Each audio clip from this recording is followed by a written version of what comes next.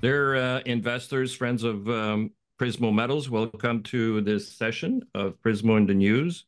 Following today's issuance of a news release announcing drilling resumption at Palos Verdes, I have today with me Craig Gibson, Dr. Craig Gibson, who's the Chief Exploration Officer of Prismo.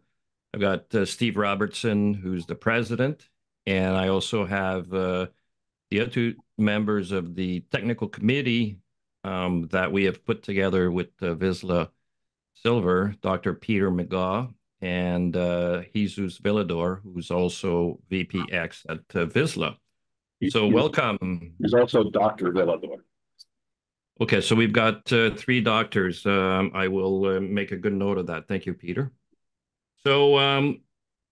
So, Craig, today's announcement details the new drill campaign at Palos Verdes. I know a lot of our existing shareholders have been patiently waiting for that and quite excited to hear that the drill will be back on site. Can you please remind our viewers of the exploration that we have done to date at Palos Verdes, and then explain what the next phase of drilling entails? How did you come up with these drilling targets? How many meters are we going to drill, etc.? Over to you, Craig.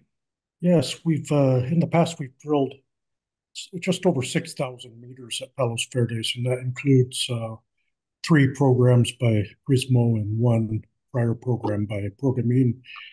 So most of that drilling in the past was focused on testing a shallow ore shoot, or mineralized shoot, we should say, that crops out at the surface. And very shallow levels, the drilling is focused on extending that ore shoot up to 100 meters deep and a little bit along strike. We've done a few holes also in the northeastern part of the concession, which is not very large, and we got to the point where we can't drill deeper on the vein without moving off of our concession. And that's where the technical committee came in. We had a meeting and decided that it would be a good idea to drill deeper on the Palos Verdes vein system, but that would require drilling off of our concessions and onto our strategic partner Vizsla Silver's concessions, and they agreed to that, and I thank them for that. And they also permitted a series of drill sites that are ready to go right now, and we will be mobilizing to the site next week. We have a stage program that's set up to drill 3 separate targets mainly. The most important target for me is drilling the down deep extension, or the down dip extension of of the mineralized shoot that we've already defined at shallow levels, and that will require about 750 to 1,000 meters of drilling in 2 to 3 holes as a first pass. The second target is to the northeast of a shear zone that cuts off the vein system in the middle of the concession, and we think the vein and the mineralization has been dropped downward across that fault. So we have a series of holes designed to test that theory to the northeast of the area that's been drilled in the past. And there we have another 750 meters or so planned for initial drilling there.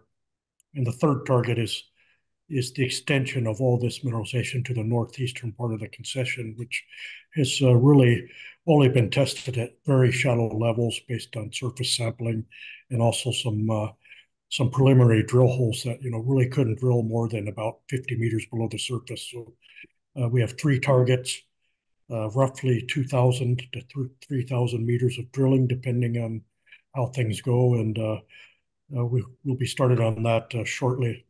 Well, thank you very much, Craig. Peter, I'm going to go to you now.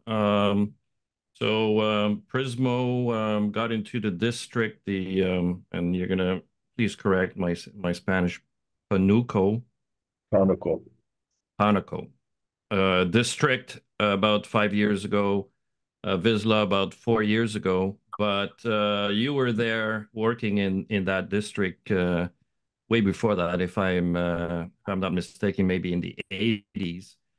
Could you describe for our viewers the regional geology and maybe highlight some of the similarities or differences between the west side of the district and the east side? And investors can look at page 12 of the corporate presentation that's on our website. Vizsla's main focus is on the west side of the district, and we're on the northeast. So could you comment on that, Peter? Sure. Just first of all, with the regional setting, we are in the Sierra Madre Occidental epithermal silver gold province. This is a multi-thousand-kilometer long northwest southeast trending series of vein districts that include a number of the world's largest epithermal vein camps. There are 15 camps worldwide that have produced over 1 billion ounces of silver. 8 of them are in Mexico. And Vizsla and the Panuco district, where Palos Verdes is very close to one of those districts, the San Dimas Tayoltita district, which is not very far east of where we are. On the west side of the Sierra Madre, we have good gold values, which you don't really see over on the eastern side. So we're very well placed for large, high-grade silver, gold, and some base metals vein systems. So great address in a regional sense. I've been working in the Panuco district since the early 80s, based on the recognition that this is a district that has somewhere between 250 and 300 million ounces of historic silver production, plus a lot of gold, and that there's potentially a lot more value to daylight. And Vizsla has been very successful daylighting additional ounces. I think they have about 150 million ounces in indicated and another 150 roughly in inferred. So add that to the historic production, and you're talking a district with a inventory of better than 500 million ounces of silver, and it's probably 10 kilometers sort of east-west, characterized by both northwest and northeast trending veins. And those are all mineralized in different parts of the camp. They clearly show different stages of mineralization. Some of them are gold rich, some of them are silver rich, some of them have base metals near the surface, some don't. But all of this is telling us this is a long-lived camp with a number of different mineralization events that occurred in the same area, probably roughly at the same time, but we don't have the detail to nail that down yet. But what matters is it's a camp scale project. We have 2 major structural directions. What Vizsla has been working on is sort of the northwest trending structures. Palos Verdes is a northeast trending structure. I'm not sure that matters a whole lot in terms of where you are in the district. I think it's quite clear that Palos Verdes is part of the overall Panuco district as a whole. And Jesus and his team are doing a remarkable job of sorting out the different pieces of this district. And every time they drill holes, they seem to find more and more mineralization. And every time Craig has been drilling holes up at Palos Verdes, he's found more and more mineralization. So I'm really looking forward to see what happens when we get down a little bit deeper. One of the things that's really exciting about working in a district like this is this district has probably 400 years of production and exploration history, and it's still possible to make effectively blind, totally untouched vein discoveries. That's really important for unraveling a system. This is not overexplored or even adequately explored to date.